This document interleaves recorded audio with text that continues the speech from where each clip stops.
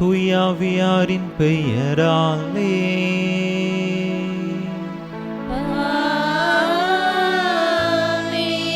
நம் ஆண்டவராகிய இயேசு கிறிஸ்துவின் அருளும் கடவுளின் அன்பும் தூயாவியாரின் நட்புறவும் உங்கள் அனைவரோடும் இருப்பதாக.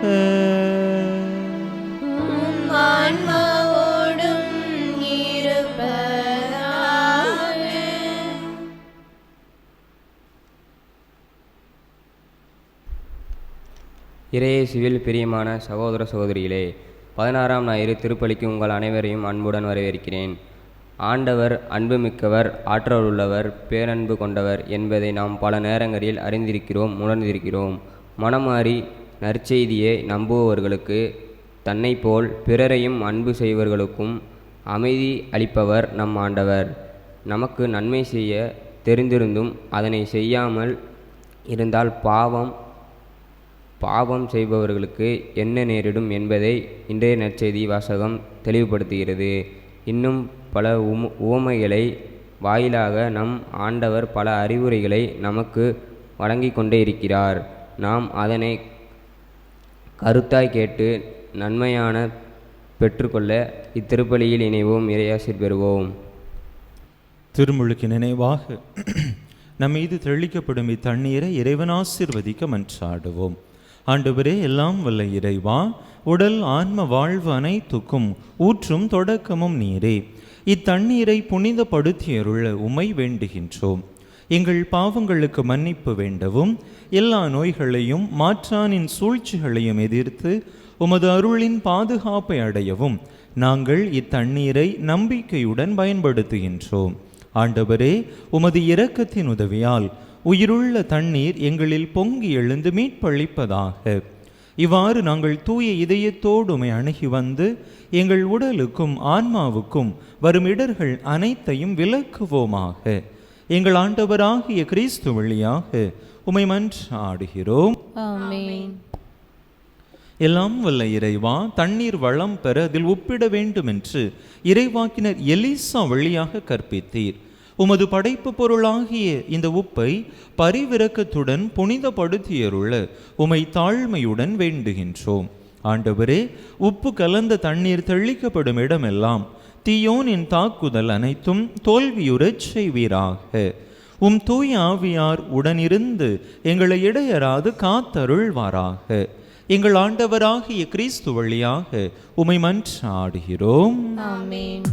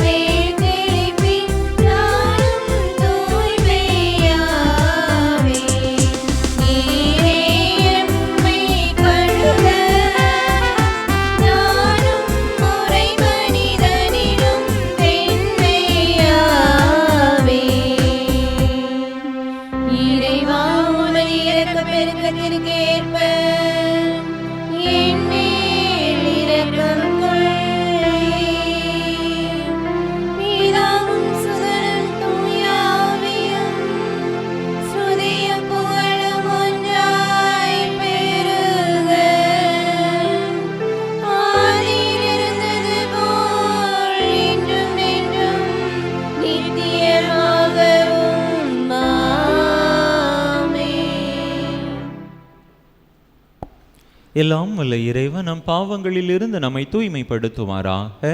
இந்த நற்கருணை கொண்டாட்டத்தின் வழியாக அவர் தம்முடைய ஆட்சியின் விருந்தில் பங்கு கொள்ள நம்மை தகுதி பெறச் செய்வாராக. ஆமென்.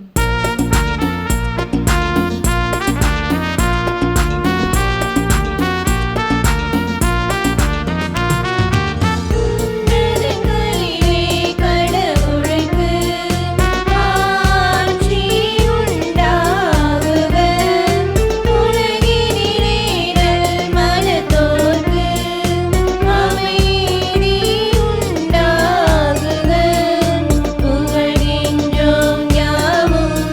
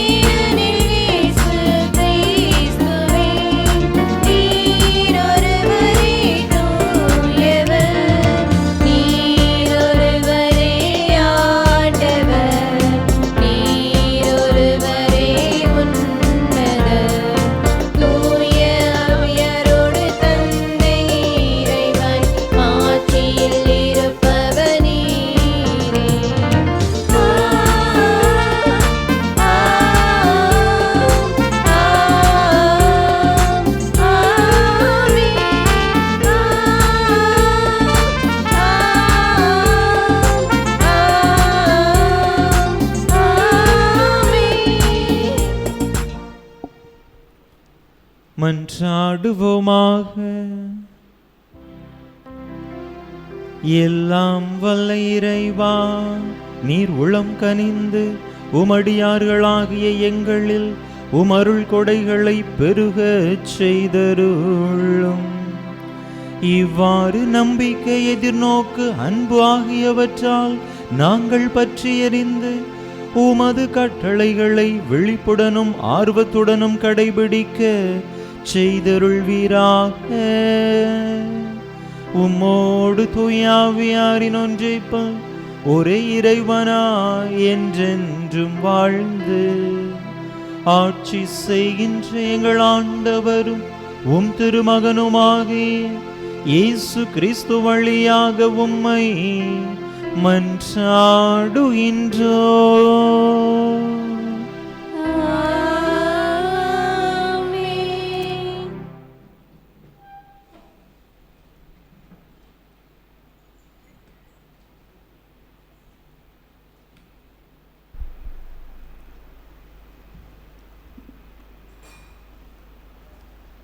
முதல் வாசகம் சாலமோனின் ஞான நூலிலிருந்து வாசகம். அதிகாரம் 12, இறைவசனங்கள் 13, 16 முதல் 19 முடிய. சாலமோனின் ஞான நூலிலிருந்து வாசகம். அதிகாரம் 12, இறைவசனங்கள் 13 மற்றும் 16 முதல் 19 முடிய. ஆண்டவரே, உம்மைத் தவிர வேறு கடவுள் இல்லை. எல்லாவற்றின் மீதும் நீர் கருத்தாய் இருக்கிறீர். முறைகேடாக நீர் தீர்ப்பு வழங்குவதில்லை என்பதை யாரிடம் காட்ட வேண்டும்? உமது ஆற்றலே நீதியின் ஊற்று. அனைத்தின் மீதும் உமக்குள்ள ஆட்சி உரிமை அனைத்தையும் வாழும்படி விட்டு வைக்கிறது. மனிதர்கள் உமது வலிமையின் நிறைவை ஐயுறும்போது நீர் உம்முடைய ஆற்றலை காட்டுகிறீர்.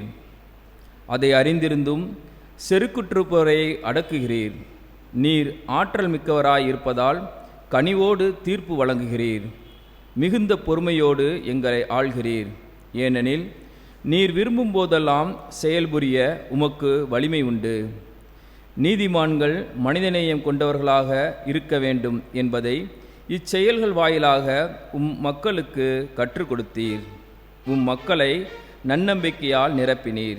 ஏனெனில் பாவங்களிலிருந்து மனமாற்றம் அருள்கிறீர். இது ஆண்டவர் வழங்கும் அருள்வாக்கு.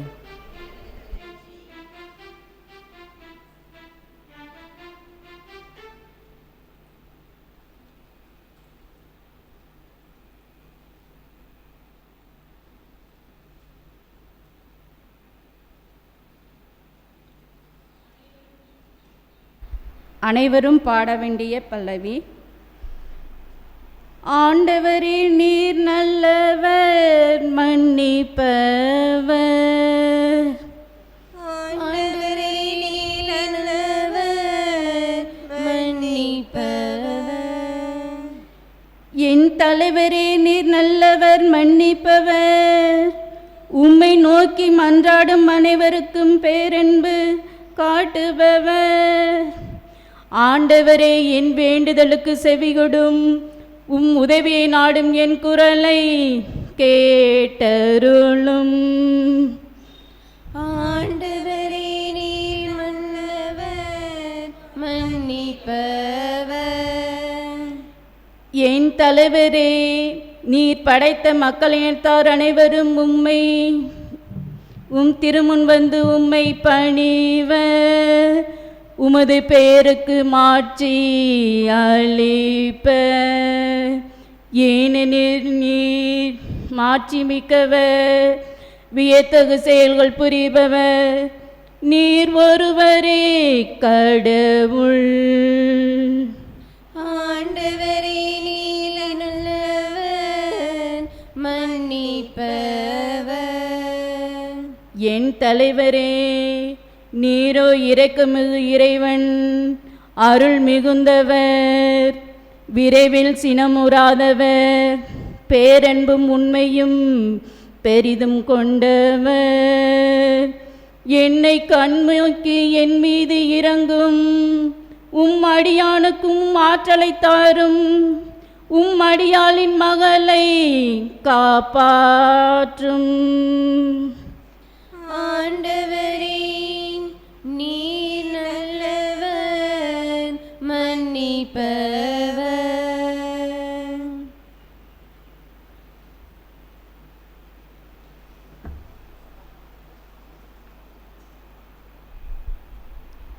திருத்துதர் பவுல் உரைமேற்கு எழுதிய திருமுகத்திலிருந்து வாசகம். அதிகாரம் 8, இறை வார்த்தைகள் 26 முதல் 27 முடிய. சகோதர சகோதரிகளே, தூய ஆவியார் நமது வலுவற்ற நிலையில் நமக்கு துணை நிற்கிறார். ஏனெனில் எதற்காக எப்படி நாம் இறைவனிடம் வேண்டுவது என்று நமக்கு தெரியாது. தூய ஆவியார் தாமே சொல் வடிவம் பெற முடியாத நம்முடைய பெருமூச்சுகளின் வாயிலாய் நமக்காக பரிந்து பேசுகிறார். உள்ளங்களை துருவி ஆயும் கடவுள் தூய ஆவியாரின் மனநிலையை அறிவார்.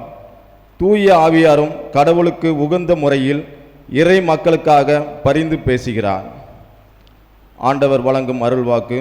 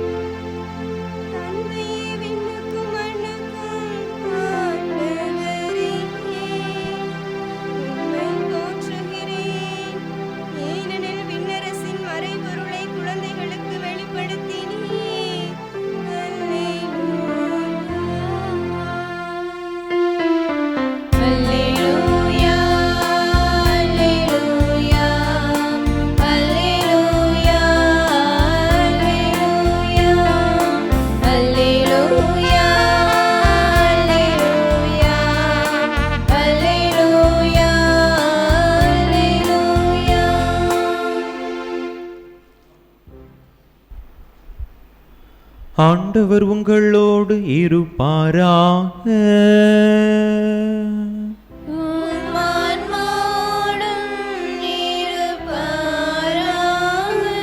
மத்தேயு எழுதிய தூய நற்செய்தியிலிருந்து வாசகம்.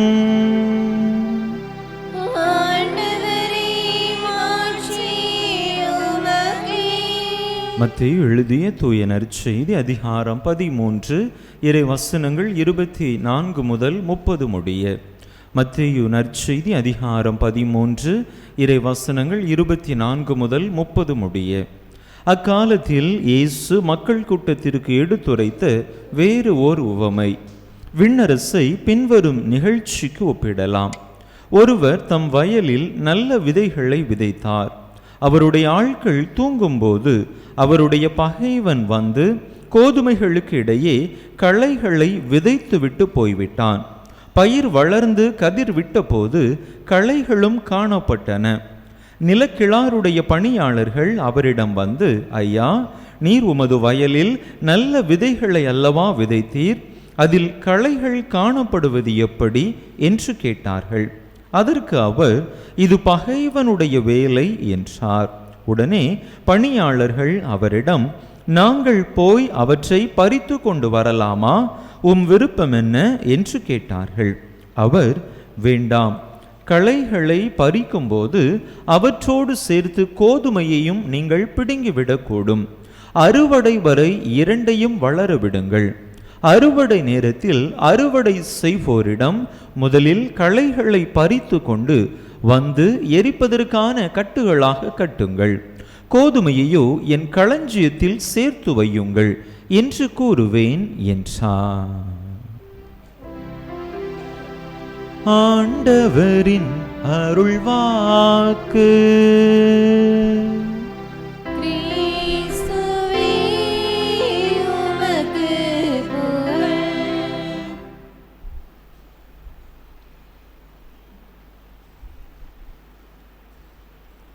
இயேசுவில் அன்பார்ந்த சகோதர சகோதரிகளை, இன்றைய நற்செய்தியிலே ஒரு வித்தியாசமான அணுகுமுறையை நாம் பார்க்கின்றோம்.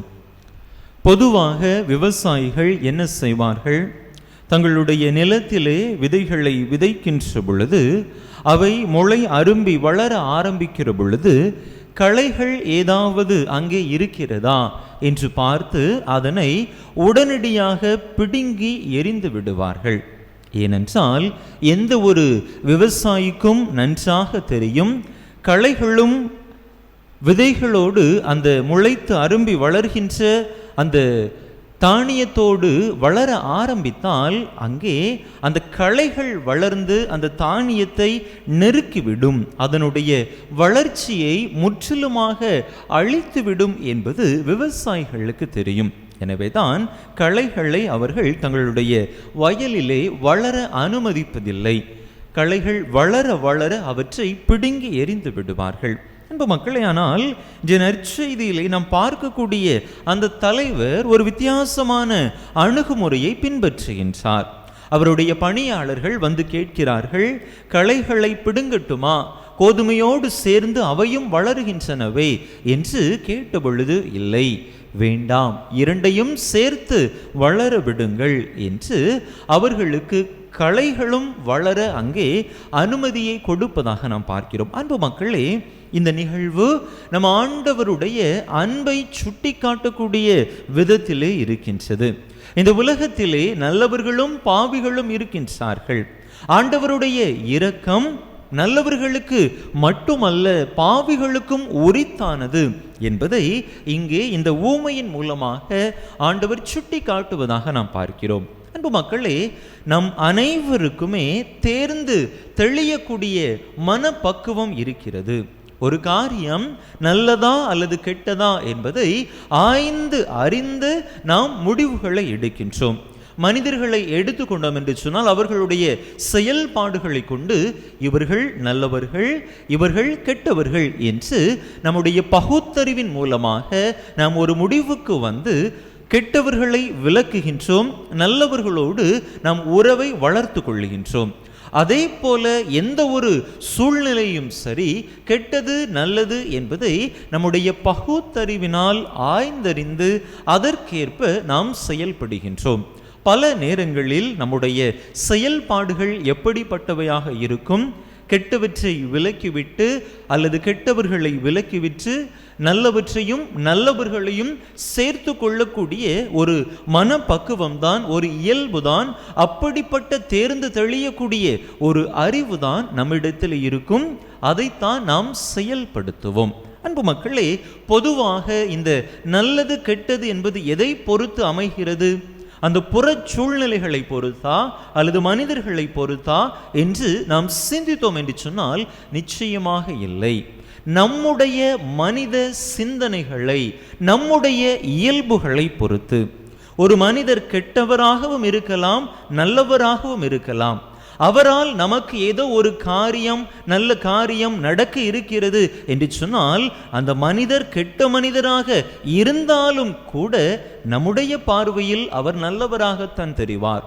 ஒரு சூழல் இருக்கிறது, அந்த சூழலினால் எனக்கு ஒரு நல்லது ஏற்படுகிறது என்று நான் நினைத்தால் அந்த சூழல் ஒரு ஆபத்தான சூழலாக அல்லது எதிர்மறையான சூழலாக இருந்தாலும் கூட என்னுடைய பார்வையில் அது நல்லதாகத்தான் தென்படும். ஏனென்றால் எனக்கென்று ஒரு ஆதாயம் அதனிடத்திலிருந்து இருக்கிறது.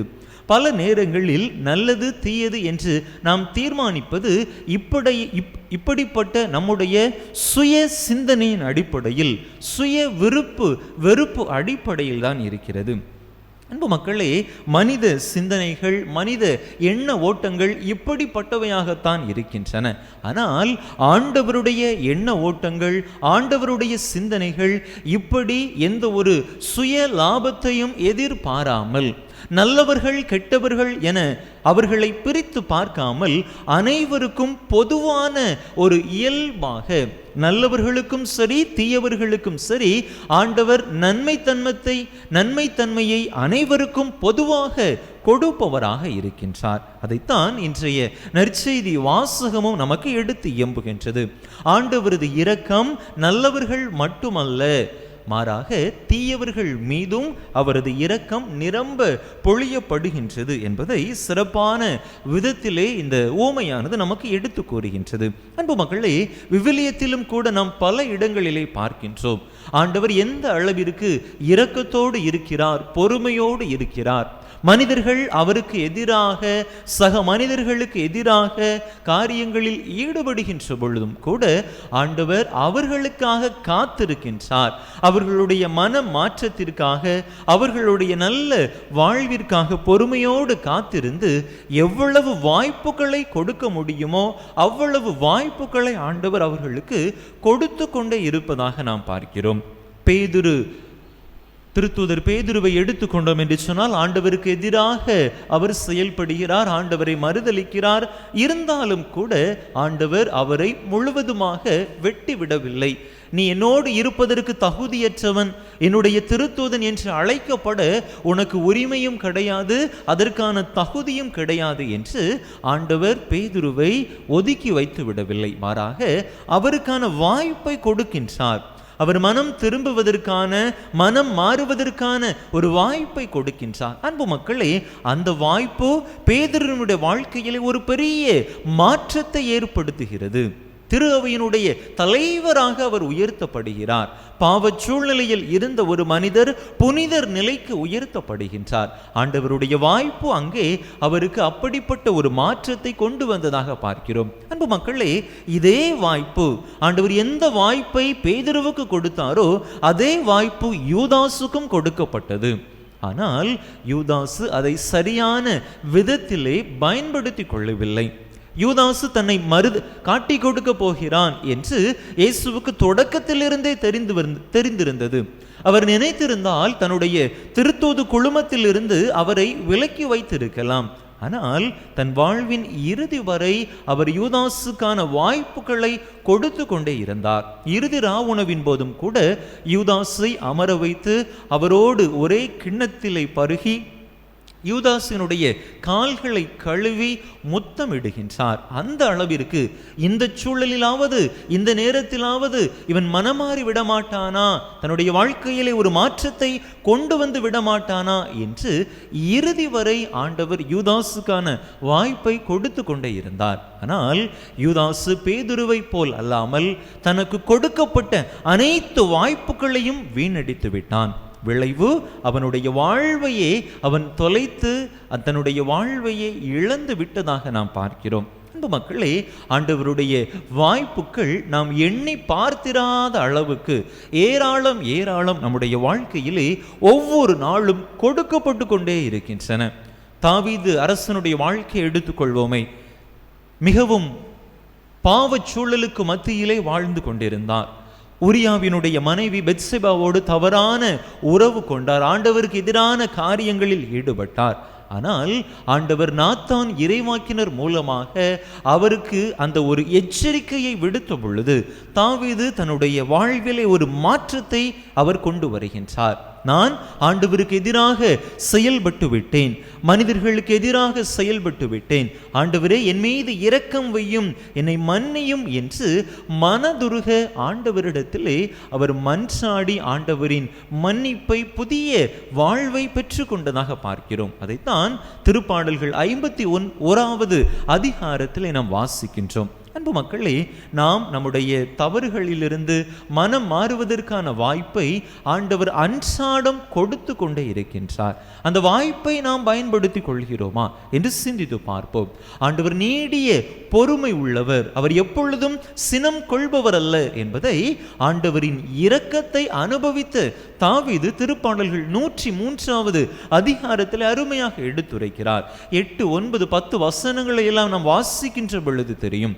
மேற்கு நின்று கிழக்கு எத்துணை தொலைவில் இருக்கிறதோ அத்துணை தொலைவிற்கு ஆண்டவர் நம்முடைய குற்றங்களை, நம்முடைய பாவங்களை எல்லாம் நம்மிடத்திலிருந்து அகற்றுகின்றார் என்று சொல்லுகின்றார். அன்பு மக்களை, நம்முடைய வாழ்வை சற்று சிந்தித்து பார்ப்போம்.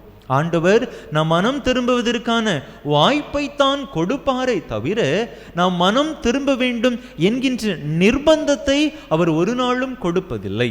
அதற்கான சுதந்திரத்தை நமக்கு கொடுக்கிறார். எனவே வாழ்வை தேர்ந்து கொள்வதும் அல்லது சாவை தேர்ந்து கொள்வதும் நம்முடைய கரங்களில் இருக்கின்றது. நாம் களைகளாக இருந்தாலும் கூட அந்த களைகளிலிருந்து நன்மை வந்துவிடாதா என்பதுதான் ஆண்டவருடைய எண்ணம். இறுதி வரை அவர் நம்மை வளர விடுகின்றார், நமக்கான வாய்ப்பை தந்து கொண்டே இருக்கின்றார். அன்பு மக்களை, நம்முடைய வாழ்வை சற்று சிந்தித்து பார்ப்போம். எனக்கான வாய்ப்புகளை நான் எந்த விதத்திலே பயன்படுத்தி கொள்கிறேன்? ஆண்டவருக்கும் சக மனிதர்களுக்கும் எதிராக நான் செயல்படுகிறேனா? என்னுடைய செயல்பாடுகள் ஆண்டவரின் பார்வையில் நல்ல செயல்பாடுகளாக இருக்கின்றனவா அல்லது தவறான செயல்பாடுகளாக இருக்கின்றனவா?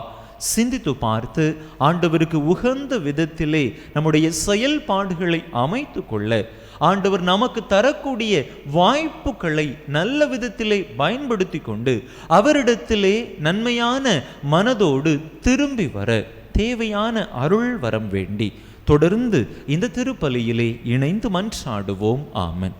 அனைவரும் எழுந்து நம்முடைய நம்பிக்கையை அறிக்கையிடுவோம்.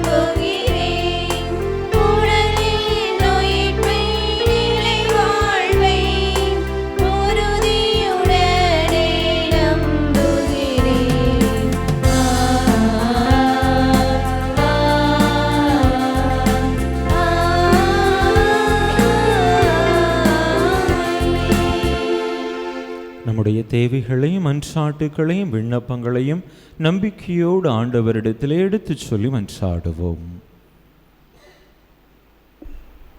ஆற்றல் அளிப்பவரே எம் இறைவா, திரு அவையை வழிநடத்தும் திருத்தந்தை, ஆயர்கள், குருக்கள், கன்னியர்கள், துறவரத்தார் இவர்கள் யாவரும் இறை மக்களை இறைப்பாதையில் வழிநடத்தி செல்ல தேவையான ஆற்றலை தந்தருள வேண்டி இறைவா உம்மை மன்றாடுகின்றோம். அமைதி அளிப்பவரே எம் இறைவா, நாங்கள் அனைவரும் பாவத்திலிருந்து விடுபட்டு உமது பிள்ளைகளாய் அமைதியுடன் வாழ நீர் தரும் அமைதியை நாங்கள் மற்றவர்களுக்கு தந்து அமைதியுடன் வாழ வரம் வேண்டி இறைவா உம்மை மன்றாடுகின்றோம். இறைவா எங்கள் மன்றாட்டை கேட்டருளும். இரக்கமுள்ளவரே இறைவா, நாங்கள் அனைவரும் இரக்கமிக்கவர்களாய் வாழவும் எங்களது சகோதர சகோதரிகளிடம் பேரன்பு கொண்டவர்களாய் வாழவும் இறைவா உம்மை மன்றாடுகிறோம். எல்லாம் வல்ல இறைவா, எங்கள் மன்றாட்டை கேட்டருளும். தூய ஆவியானரே இறைவா, வலுவற்ற நிலையில் எங்களுக்கு வலுதரவும் குழப்பமான வேளைகளிலும் மனம் தெளிவோடு நாங்கள் செயலாற்றவும் இறைவா உம்மை மன்றாடுகிறோம். எல்லாம் வல்ல இறைவா, எங்கள் மன்றாட்டை கேட்டருளும். நம்முடைய தனிப்பட்ட தேவைகளுக்காக சில மணித்துளிகள் அமைதியாக இறைவனிடம் மன்றாடுவோம்.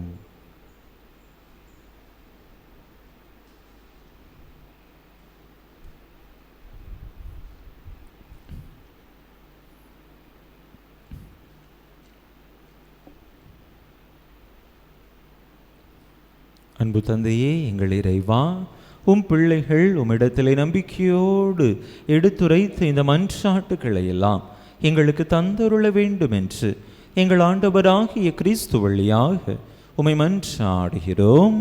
ஆமென்.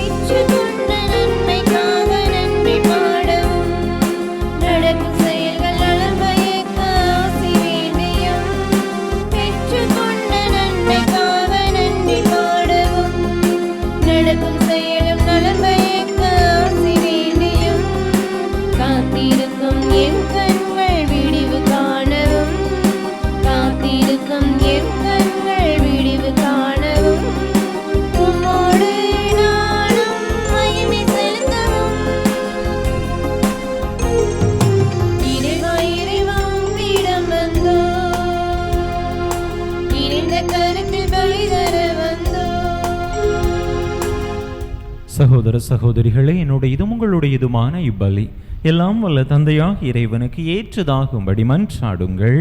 ஆண்டவர் தம் திருப்பெயரின் புகழ்ச்சிக்காகவும் ஆட்சிக்காகவும் தமது நன்மைக்காகவும் புனித திரு அவை அனைத்து நலங்களுக்காகவும் முது கையிலிருந்து இப்பலியை ஏற்றுக்கொள்வாராக.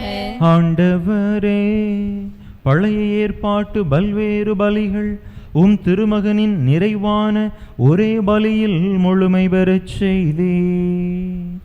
ஆபேலின் காணிக்கைகள் மீது ஆசி வழங்கி புனிதப்படுத்தியது போல உமது மாட்சியின் மேன்மைக்காக இறை பற்றுள்ள உமடியார்கள் ஒவ்வொருவரும் செலுத்தும் பலியை ஏற்று அது அனைவரின் மீட்புக்கும் பயன்பட செய்தருள்வீராக. எங்கள் ஆண்டவராகிய கிறிஸ்து வழியாக உம்மை மன்றாடுகின்றோ.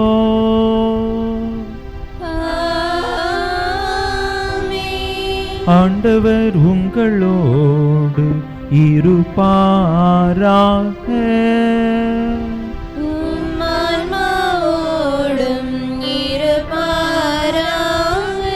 இதயங்களை மேலே எழுப்புங்கள்.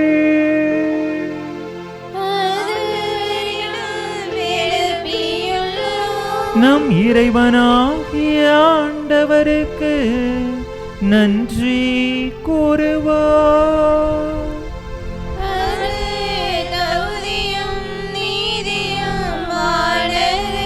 ஆண்டவரே, தூயவரான தந்தையே, இன்றுமுள்ள எல்லாம் வல்ல இறைவா, இந்நாளும் எவ்விடத்திலும் நாங்கள் உமக்கு நன்றி செலுத்துவோம். மெய்யாகவே தகுதியும் நீதியுமாகும். எங்கள் கடமையும் மீட்புக்குரிய செயலுமாகும். ஏனெனில் பாவ பழியால் வெகு தொலைவில் அகன்றிருந்தவும் பிள்ளைகளை உம் திருமகனின் இரத்தத்தாலும் தூயாவியாரின் வல்லமையாலும் உமோடு மீண்டும் ஒன்றிணைக்க திருவுளமானி. இவ்வாறு மக்கள் மூவொரு கடவுளின் ஒன்றிப்பால் ஒருங்கிணைக்கப்பட்டு கிறிஸ்துவின் உடலும் தூயாவியாரின் கோவிலுமான திரு அவையாக திகழச் செய்தீர். இதனால் பல்வகையில் வெளிப்படும் உமது ஞானத்தை புகழச் செய்தீர். ஆகவே வானதூதர் புனிதர் அனைவரோடும் சேர்ந்து நாங்களும் உமக்கு புகழ்ச்சி பண்ணிசைத்து முடிவின்றி ஆர்ப்பரித்து பாடுவதாவது: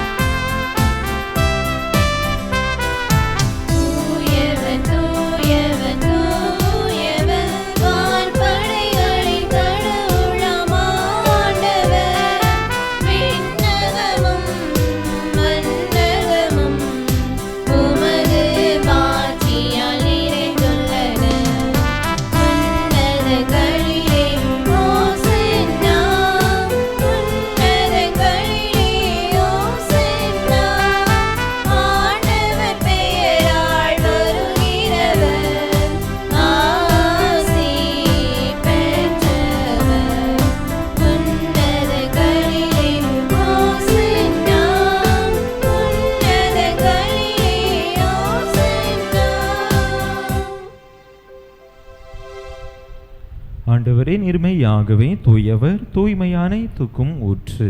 ஆகவே உம்முடைய ஆவியை பொழிந்து இக்காணிக்கைகளை தூய்மைப்படுத்த உம்மை வேண்டுகின்றோம். இவ்வாறு எங்கள் ஆண்டவர் இயேசு கிறிஸ்துவின் உடலும் இரத்தமுமாக எங்களுக்கு இவை மாறுவனவாக.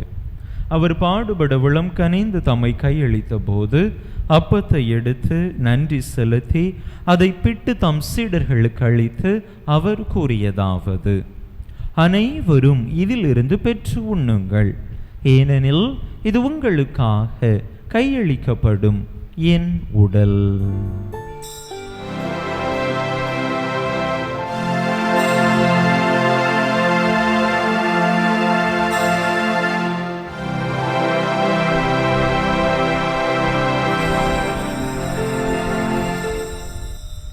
அவ்வண்ணமே இரவு விருந்தை அருந்திய பின் கிண்ணத்தையும் எடுத்து மீண்டும் உமக்கு நன்றி கூறி தம் சீடர்களுக்கு அளித்து அவர் கூறியதாவது: அனைவரும் இதிலிருந்து பெற்று பருகுங்கள், ஏனெனில் இது புதிய நிலையான உடன்படிக்கைக்குரிய என் இரத்தத்தின் கிண்ணம்.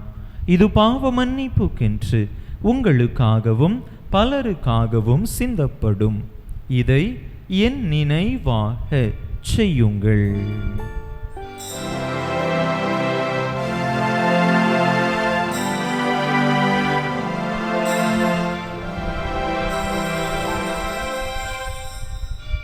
நம்பிக்கையின் மறைபொருள். ஆண்டவரே, நீர் வருமளவும் உமது இறப்பினை அறிக்கையிடுகின்றோம், உமது உயிர்ப்பினையும் எடுத்துரைக்கின்றோம். ஆகவே ஆண்டவரே, நாங்கள் கிறிஸ்துவின் இறப்பினையும் உயிர்ப்பினையும் நினைவு கூர்ந்து வாழ்வு தரும் அப்பத்தையும் மீட்பளிக்கும் கிண்ணத்தையும் உமக்கு ஒப்பு கொடுக்கின்றோம். உம் திருமுன்னின்று உமக்கு ஊழியம் புரிய தகுந்தவர்கள் என எங்களை ஏற்றுக்கொண்டீர். எனவே உமக்கு நன்றி செலுத்துகின்றோம். மேலும் கிறிஸ்துவின் உடலிலும் இரத்தத்திலும் பங்கு கொள்ளும் எங்களை தூய ஆவியார் ஒன்று சேர்க்க வேண்டுமென உமை தாழ்மையுடன் மன்றாடுகின்றோம். ஆண்டவரே, உலகெங்கும் பரவி இருக்கும் உமது திரு அவையை நினைவு கூர்ந்தருளும். எங்கள் திருத்தந்தை லியோ, எங்கள் ஆயர் ஸ்டீஃபன், எல்லா திருநிலையினர் ஆகிய அனைவரோடும் உமது திரு அவை அன்பில் நிறைவு பெறச் செய்தருளும். மேலும் உயிர்த்தெழும் எதிர்நோக்குடன் துயில் கொள்ளும் எங்கள் சகோதர சகோதரிகளையும் இறந்தோர் அனைவரையும் இரக்கத்துடன் நினைவு கூர்ந்து உமது திருமுக ஒளியினுள் ஏற்றருளும். எங்கள் அனைவர் மீதும் இரக்கமாயிரும்.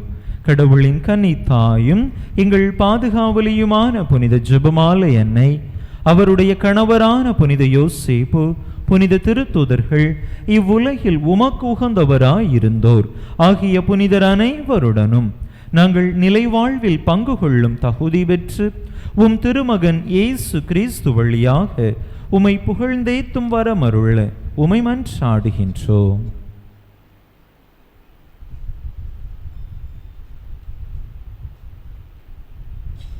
இவர் வழியாக இவரோடு இவரில் எல்லாம் வல்ல இறைவனாகிய தந்தையே, தூய ஆவியாரின் ஒன்றைப்பில் எல்லா புகழும் மாட்சியும் என்றென்றும் உமக்கு உரியது.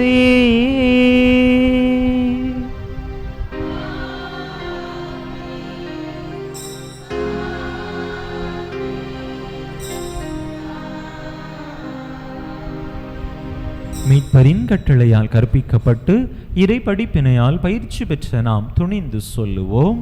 விண்ணுலகில் இருக்கின்ற எங்கள் தந்தையே, உமது பெயர் தூயது என போற்ற பெறுக. உமது ஆட்சி வருக. உமது திருவிழம் விண்ணுலகில் நிறைவேறுவது போல மண்ணுலகிலும் நிறைவேறுக. எங்கள் அன்றாட உணவை இன்று எங்களுக்கு தாரும். எங்களுக்கு எதிராக குற்றம் செய்வோரை நாங்கள் மன்னிப்பது போல எங்கள் குற்றங்களை மன்னியும்.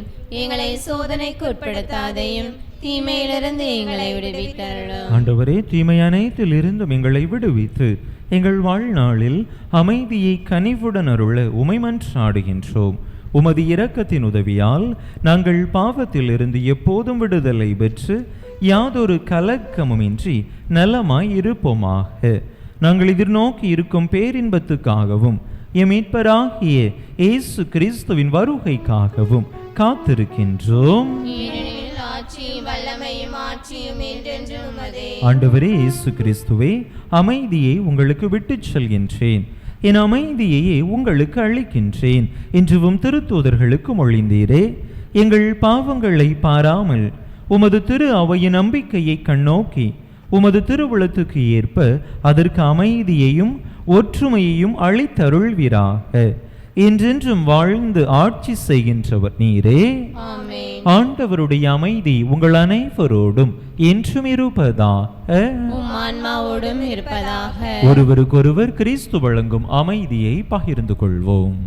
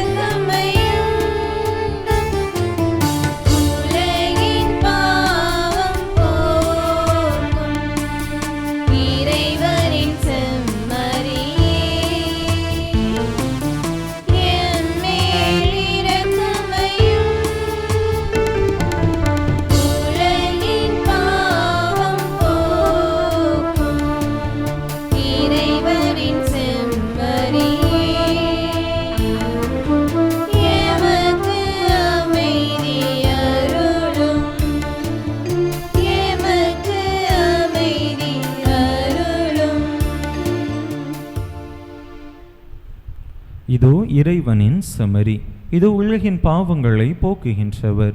இந்த செமரியின் திருவிருந்துக்கு அழைக்க பெற்றுள்ள நாம் பேறு பெற்றோ. ஆண்டவரே, நீரும் இல்லத்தில் எழுந்தொளி வர நான் தகுதியற்றவள். ஆனால் ஒரு வார்த்தை மட்டும் சொல்லியருளும், எனது ஆன்மா நலமடையும்.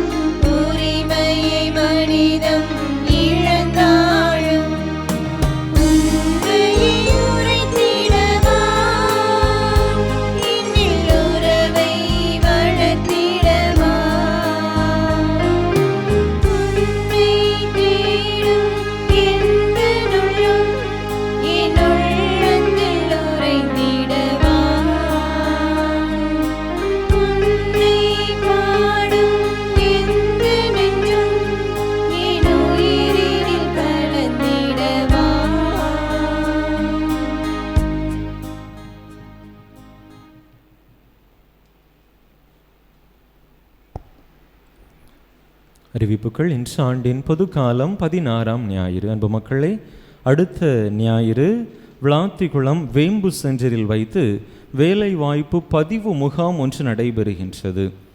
இளைஞர்கள், இளம்பெண்கள், படித்தவர்கள் உங்களுடைய படிப்பை பதிவு செய்யக்கூடிய நல்லதொரு இந்த வாய்ப்பை பயன்படுத்தி கொள்ளும்படியாக அன்போடு கேட்டுக்கொள்கிறேன். நேரடியான வேலைவாய்ப்பு முகாம் அல்ல, மாறாக நம்முடைய படிப்பை பதிவு செய்யக்கூடிய ஒரு முகாம். அதற்கு பிற்பாடு அவர்கள் அந்த பதிவு செய்ததன் அடிப்படையில் வேலைவாய்ப்பு முகாமிற்கான ஏற்பாடுதனை செய்து தருவார்கள்.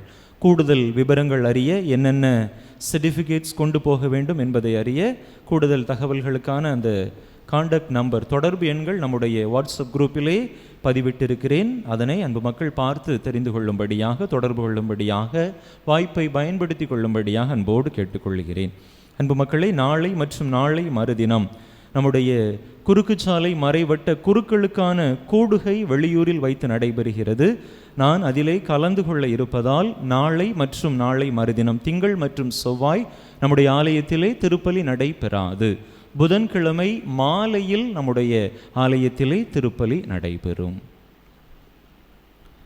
மன்றாடுவோமாக. ஆண்டவரே, விண்ணகமறை நிகழ்வுகளால் நீர் நிறைவு செய்த மக்களுடன் கனிவாய் தங்கியிருக்க உம்மை வேண்டுகின்றோ. பழைய நிலையிலிருந்து வாழ்வின் புதிய நிலைக்கு நாங்கள் கடந்து செல்ல செய்வீராக. எங்கள் ஆண்டவராகிய கிறிஸ்து வழியாக உம்மை மன்றாடுகின்றோ.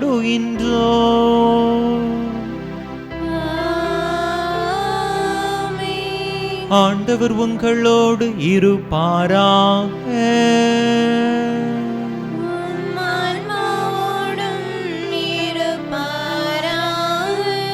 எல்லாம் வல்ல இறைவன் தந்தை, மகன், தூய ஆவியார் உங்களுக்கு ஆசி வழங்குவாராக.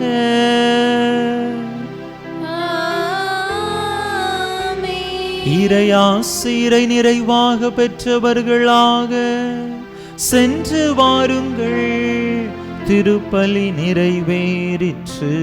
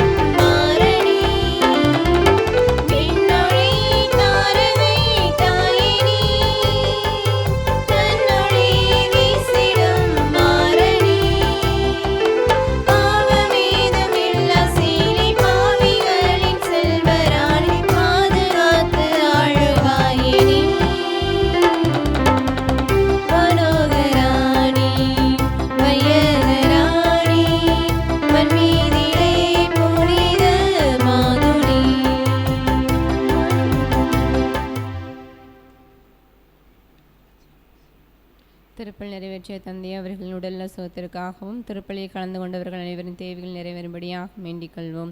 விண்ணுலகில் இருக்கின்ற எங்கள் தந்தையை உமது பெயர் தூயதென போற்ற பெறுக. உமது ஆட்சி வருக. உமது திருவிழம் விண்ணுலகில் நிறைவேறுவது போல மண்ணுலகிலும் நிறைவேறுக. எங்கள் அன்றாட உணவை இன்று எங்களுக்கு தாரும். எங்களுக்கு எதிராக குற்றம் செய்தோரை நாங்கள் மன்னிப்பது போல எங்கள் குற்றங்களை மன்னியும். எங்களை சோதனைக்குட்படுத்தாதேயும், தீமையிலிருந்து எங்களை விடுவித்தருளும். அருள் நிறைந்த மரியே வாழ்க. ஆண்டவர் உம்முடனே பெண்களுக்குள் ஆசி பெற்றவள் நீரே. உடைய திருவயிற்றின் கனியாகிய இயேசு ஆசி பெற்றவரே. புனித மரியே, இறைவனின் தாயே, பாவிகளாயிருக்கின்ற எங்களுக்காக இப்பொழுதும் எங்கள் இறப்பின் வேளையிலும் வேண்டிக் கொள்ளும். ஆமென். தந்தைக்கும் மகனுக்கும் தூய ஆவியாருக்கும் ஆட்சிமை உண்டாவதாக. தொடக்கத்தில் இருந்தது போல இப்பொழுதும் எப்பொழுதும் என்றென்றும் இருப்பதாக. ஆமென். புனித ஜெபமாலை அன்னையே, எங்களுக்காக வேண்டிக் கொள்ள. புனித ஜெபமாலை அன்னையே, எங்களுக்காக வேண்டிக் கொள்ள. புனித ஜெபமாலை அன்னையே, எங்களுக்காக வேண்டிக் கொள்ள. நிலையான புகழுக்குரிய தூய்மை மிகு நற்கருணைக்கு எல்லா காலமும் ஆராதனையும் புகழும் போற்றியும் மாட்சிமையும் உண்டாக கடவது. தந்தை மகன் தூய ஆவியின் பேராலே ஆமென்.